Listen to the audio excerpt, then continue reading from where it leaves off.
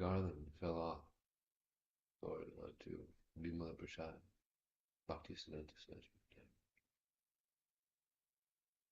And after that, then the card moved. That was a good setup. And then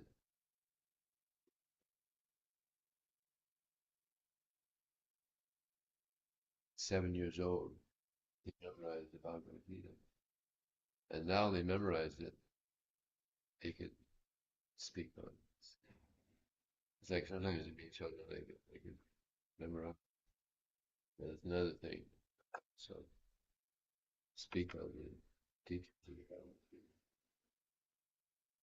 So Bhaktivinoda Thakur was very pleased to see this and understood, yes, this is the personality I've been waiting for. And then yeah, he was brilliant. He was known as a walking encyclopedia. He would absorb books, and he was an expert astrologer.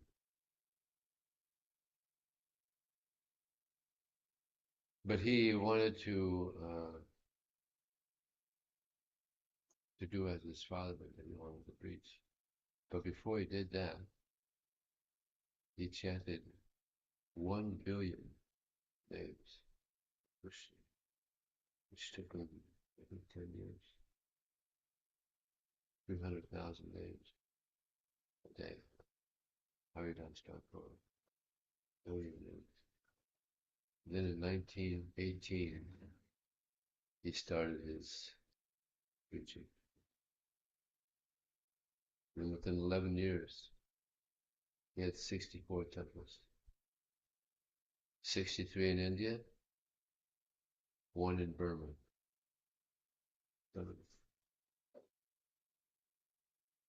So he was really, I mean, it was the major spiritual movement in India that time. That was preaching. So many devotees, so many came. It was preaching. Prabhupada, he met him in 1922, and upon seeing Abhay Charan and his friend Narendra Mulak, he said, "You're young and intelligent. You should preach the message of Chaitanya Mahaprabhu throughout the world." Now, what did Prabhupada say? Who's going to hear our message? We're a dependent country.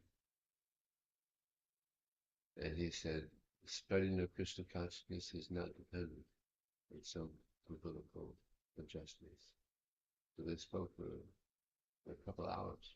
Probably didn't want to go because he had already seen so many holy men, and he was not impressed. His father also became disillusioned, but wasn't impressed. But then one disciple of Bhaktisiddhanta Saraswati Thakur went to Abhay home. Prabhupada told his father, "We have a sadhu here."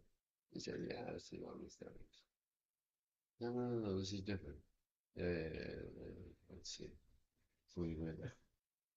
And after this devotee spoke, then Prabhupada's father paid obeisances. That I thought you were with another idea, but I could see you, Vishal.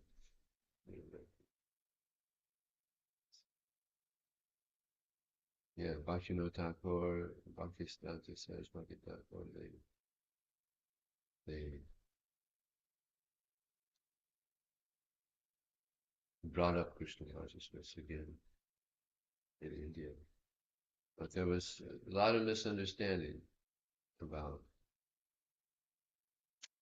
the reality of Krishna consciousness. The Brahmana movement was strongly that you had to be born into a Brahmin family in order to be a Brahmana. But Bhaktisiddhanta says one time, I said, where'd you get this from? She said, it's by following, it's not by birth. So he was given Brahmin initiation to non-Brahmins. And there was a huge upheaval about this. So much so that there was a pandal in Vrindavan, and they were doing Harinam, and the temples were all closed. The Pujaris closed the temples, and they were throwing rocks. Lotus. Can you imagine? The madness. Oh, madness. And there were some of these, believe it or not, Brahmanas told the police that we have a plan to do away with Bhaktisiddhanta and give us 50,000 rupees. Back then, when 50,000 rupees, a lot of money, a lot of money. Like when I first went to India, 7 rupees was $1.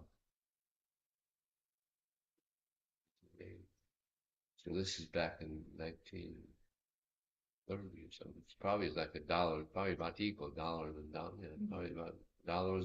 1 rupee is probably $1, or very close. 50,000, $50,000 back in 1930. A lot of money. And they were ready to give it. If the police would just keep quiet. No.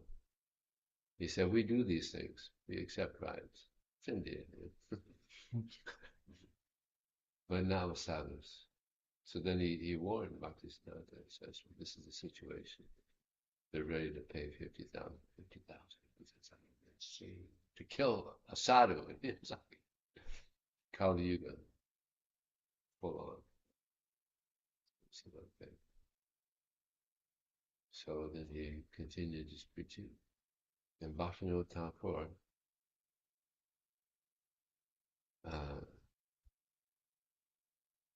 heard about a big meeting with Brahmanas, and there's going to be a discussion, the Brahmanas and the Vaishnavas, and what's the situation? And Bhaktivinoda Thakur, he wasn't feeling well. So he said, who was going to do this? Who's going to represent the Vaishnava? So then Bhaktisiddhanta Saraswati said, I know. So it was a big meeting, like thousands of people. And some people first went out and spoke, and then he went out and spoke. And first he started glorifying the Brahmanas. So many nice verses, glorifying the Brahmanas. And they were very happy to hear this. But then he brought out the reality that anybody who has the qualities of a Vaishnava, they can be a Brahmana. Verse after verse after verse. And then the Brahmanas were not very happy. But he spoke in such an authoritative way, quoting this Purana and this Veda and this, they were completely defeated. They couldn't, they were flabbergasted. It was such a scholar. No one could contend with him. So so he won, and it was a big success. And the people in the audience, they were so impressed that after the debate, they went up. They wanted to touch his feet. So it was like it was a rush, and the police said, "What are we going to do?" They're out of control. So what happened? There's one policeman that's real sharp. He got a big bucket of water and put his feet in it. And then he started sprinkling everybody. Of course, Bhaktisiddhanta Saraswati Thakur, I'm sure he wasn't in favor of that, but he understood. It's a little out of control here. So they started sprinkling everybody's head with this water. That'd be some good sprinkling water on your head, and then everybody's passed away. So he was very powerful personality. And he met with Prabhupada not very many times, maybe 8 times, something, not many times. But Prabhupada was so impressed upon the first meeting that he said to Narendra, he said, the teachings of Lord Chaitanya Mahaprabhu are in very good hands. He was very impressed, and immediately he accepted this spiritual master. But it was 11 years before he actually got initiated. Prabhupada he was working in Bombay, and they started a mat there in Bombay. And the devotees were so impressed because Prabhupada kept on bringing all these businessmen there, and they would give good donations and nice gentlemen. And at one point, one of the devotees just said to Bhaktisiddhanta Saraswati Thakur, why don't we just make him the president of the temple? He said, no need. In the future, he will do everything. So he could see it. He could see the qualities of Prabhupada. He was a grahasta. There were so many sannyasis. But he said in the future, he will do it. And Radhakund, he told Prabhupada, if you ever get money, print books. So he understood, my guru was very fond of books. So, of course, he took that to heart. And when he came from America, he brought 600 Srimad Bhagavatas, following the footsteps. So he called book distribution the Brihat Mridanga. It's interesting that he called that the Brihat Mridanga because there might have been a few airplanes at that time, but Brihat Mridanga means the Great Mridanga. So in 1970 or 71, we started distributing a lot of books in the airplanes. Throughout the 70s and even the 80s, literally millions of books went all over the world from our airports. It's the only place in the world where people can distribute books. Airports. So many books were going on. So the Great Mridanga means, or the Greater Mridanga. So people would get books in America, and they go back to the country so many times. And I was in Sweden, and the always said, thank you so much. I met you in the airport, Los Angeles. Now I'm practicing Krishna consciousness, distributing books. It's happened quite a few times. So many people buy books in the airports in Brihatmadanga. So he knew that this was going to spread all over the world.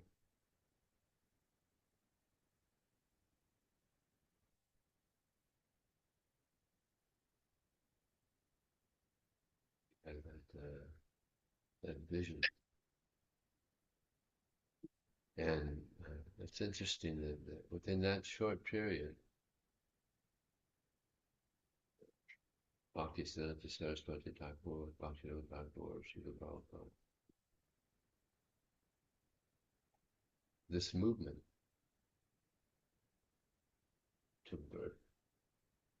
And now it's still going. Now we have Back then he had 64. Now we have how many temples? Right. India alone. Oh my God. We got a lot of temples. And it was inspired by these times,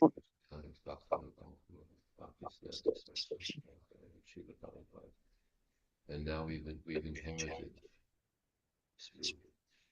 It's expanded. Sure, Prabhupada. You'd be a little displeased. We made some big blunders, growing pains, but it's still going. Harinam, book distribution, temples coming up. Yeah.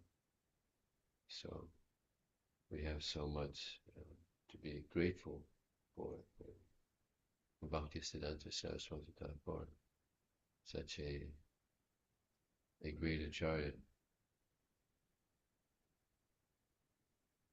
Prabhupada, uh, when he was they had this pandal in Vrindavan, and there was an announcement that either you can go to this holy place, or you can stay here and you could hear Srila Bhaktisiddhanta Saraswati Thakur speak.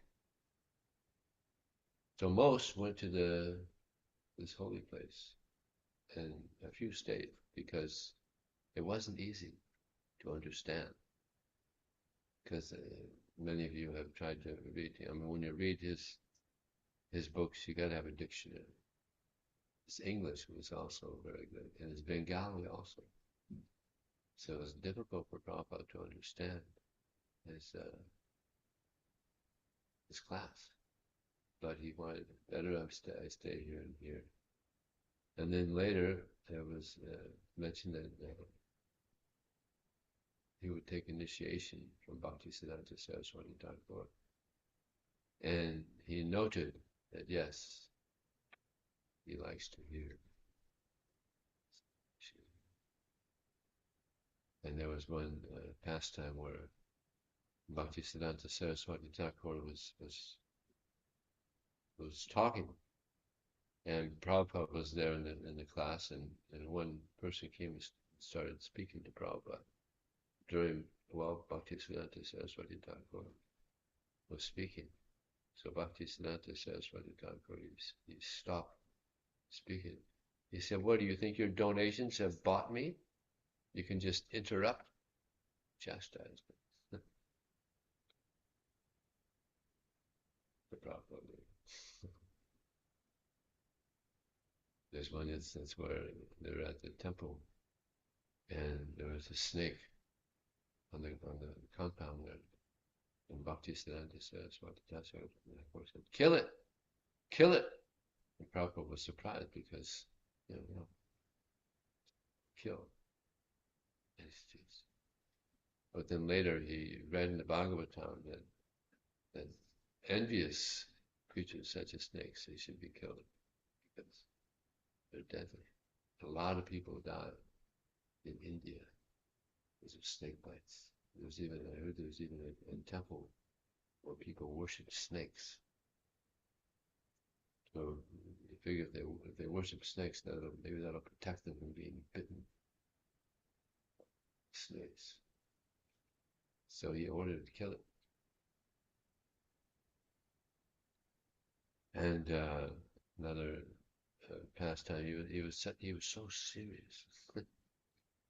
5 years old, he went through the house where he lived, and he grabbed a mango, and he ate it. And Bhaktivinoda Thakur heard about this, like, "Oh, you've done it wrong. That was Bova. It wasn't right." So at 5 years old, he took a vow, "I'll never eat mangoes again." I mean, that's serious. And mangoes in India, oh my God, they're just so good. You get them right, and sometimes they even send them here. So good. course, by the time they get here, they're finished. But just see, 5 years old in my innocence and foolishness, me and another devotee at the temple in Miami, we had eaten chapatis and we found out in our boat. So we both took a vow, never eat a chapati again.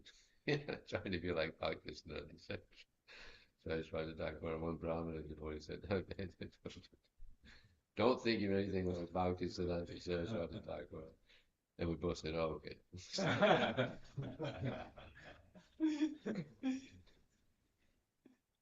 But this is very, very serious, wonderful devotee, and compassionate. There's one instance where he was in Bangladesh. He was there to open a temple. And there was one devotee that he had remembered, but he wasn't there. He said, where is this devotee? So and so. And they said, oh, he was acting inappropriately. He was speaking to a woman.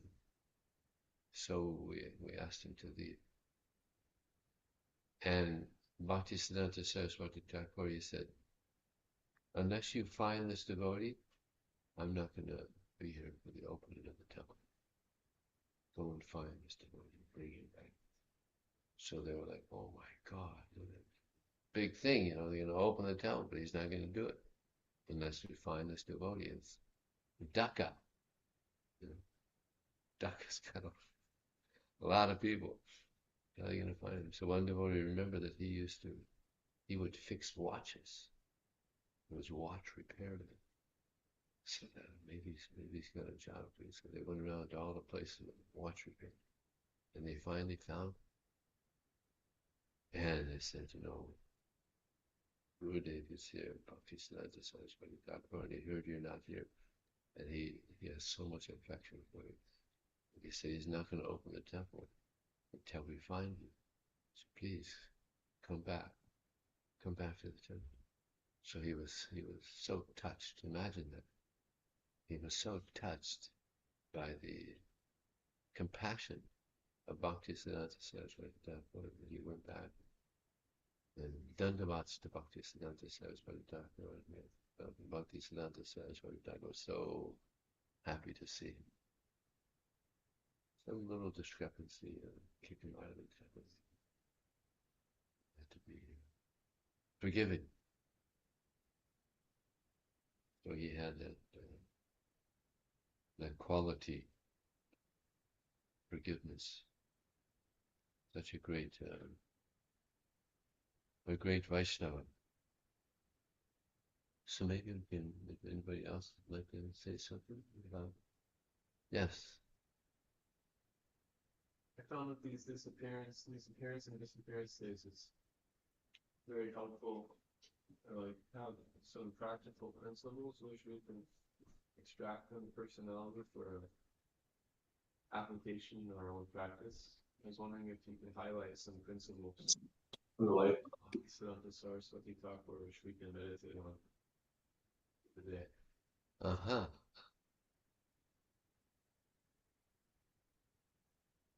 Some people, they want to see God.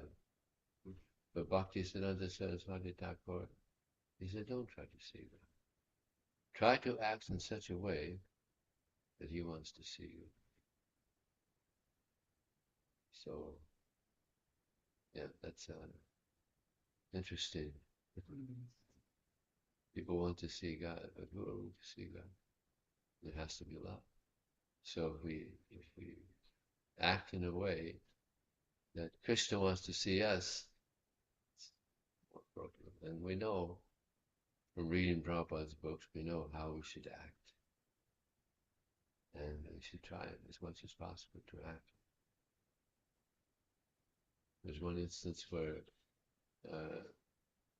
book distribution was very big, and there was one, there was a Ekadasi, and there was one devotee that didn't go out. Everybody went out, but this one devotee. And he asked, well, why aren't you going out on vacation? Psychology, I have no energy. He said, then eat grains, preach. Interesting. So he did. He ate grains and went out and preached. Prabhupada used to say how if a brahmachari went out and just distributed a few magazines, and he would be so pleased. Bhaktisiddhanta Saraswati Thakur would be so pleased. What to speak about going out and distributing so many hardbound books, sets, and Trimurtis, and Saptarishis. So how pleased he must be our distribution. And Prabhupada said that the grandfather is more merciful than the father. So if you please, now he's our great grandfather. If we please our great grandfather, how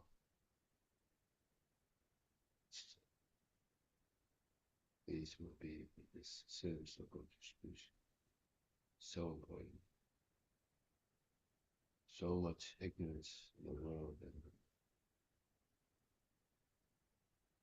but we have this the very valuable knowledge,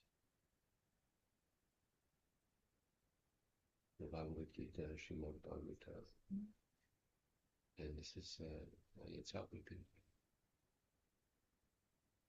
all over the world being lifted from Maya by this knowledge. So yeah, with great determination, continue on with this mission.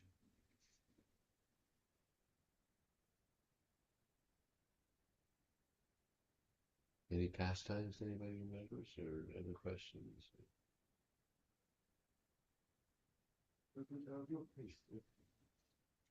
Yeah, I'll read a couple of quotes after you. Yeah, I'm just thinking that there's one pastime of in relationship to his relationship with Gaurkishore Das Babaji. He said that when he met Gaurkishore Das Babaji, he everything which anyone had ever valued in him, because before he had met Gaurkishore Das Babaji, and his secular life was quite exemplary. He was an Aishika Brahmachari. He was a very strict moralist. Great scholar, astrologer. I mean, it's a story that he had debated with one of the greatest astrologers of that time.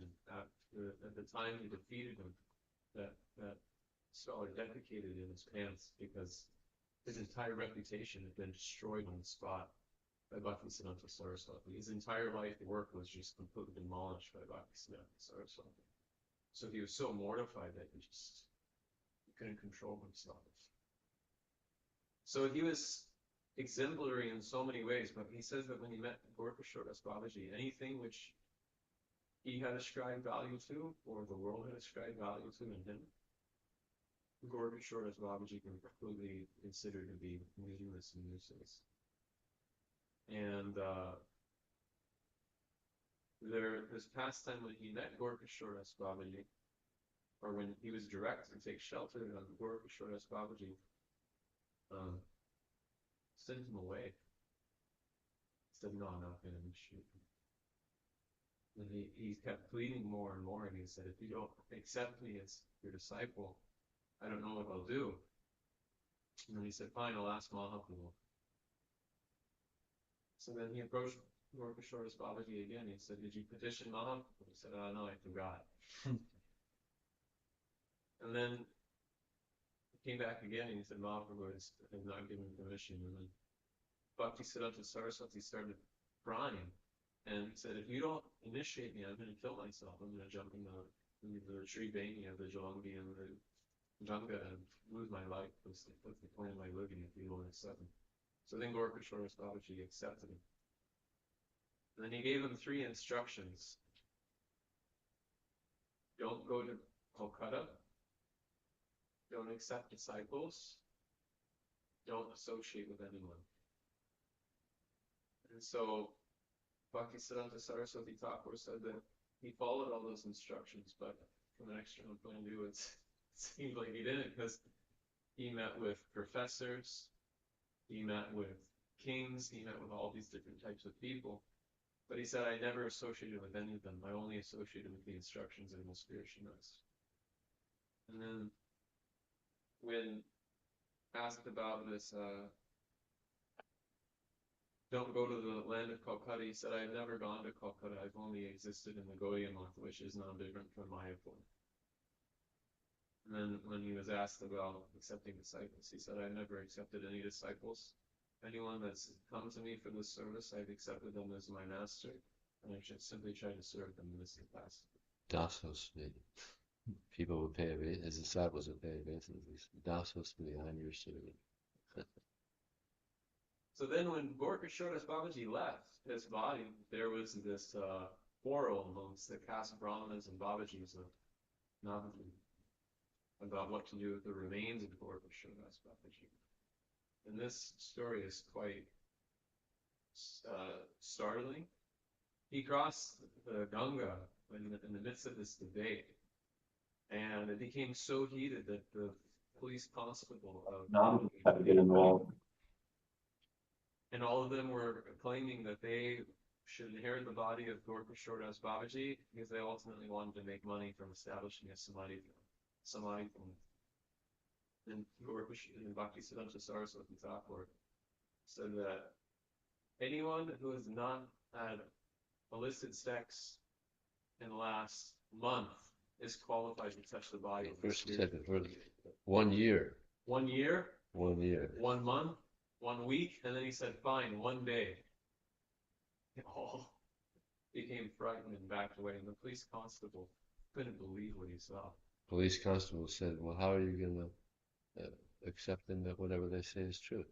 He said, I'll take their word. But if they're not true, then they'll be smashed by Krishna. They're not being honest. And they all walked away.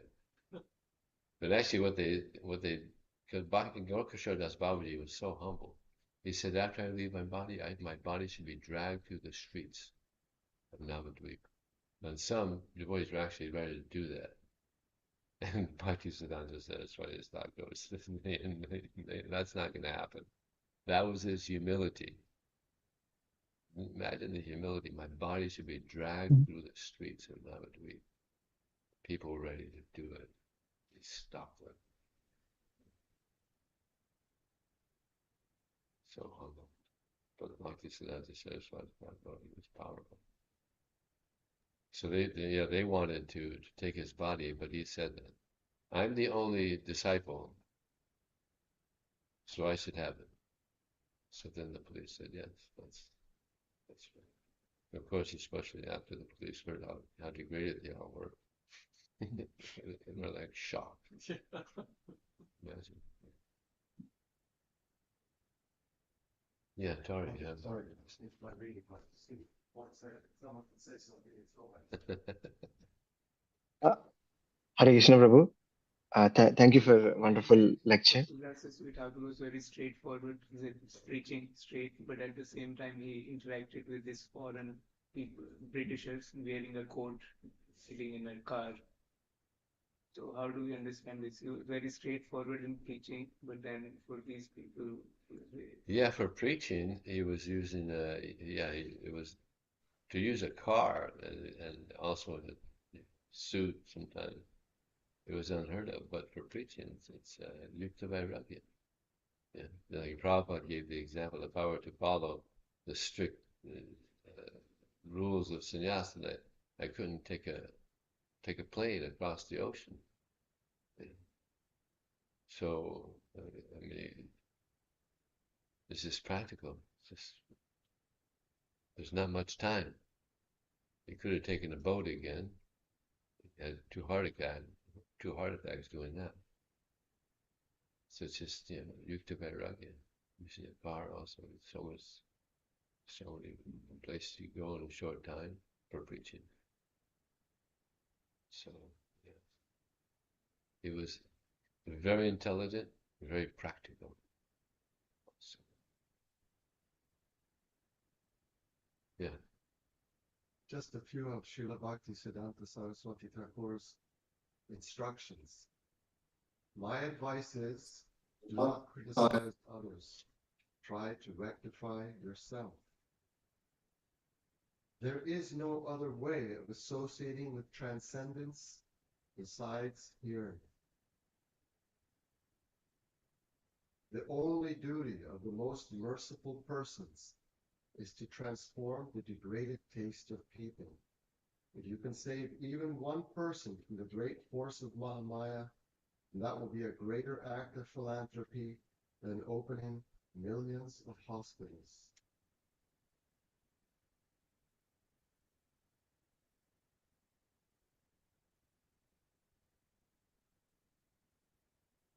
We will not stay in this world for a long time.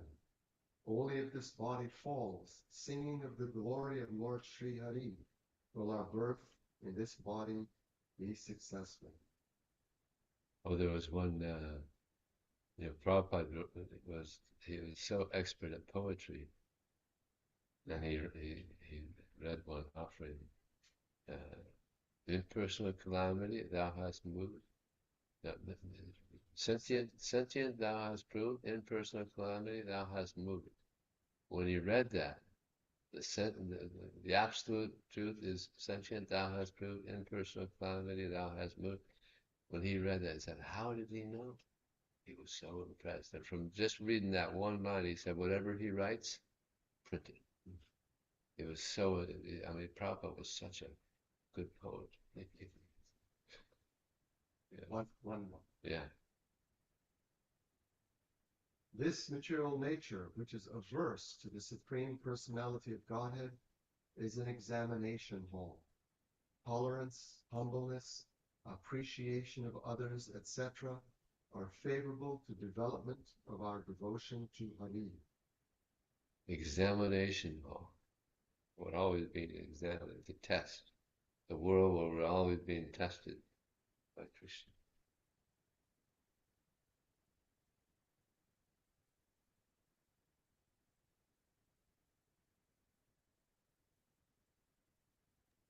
Hare Krishna Prabhu.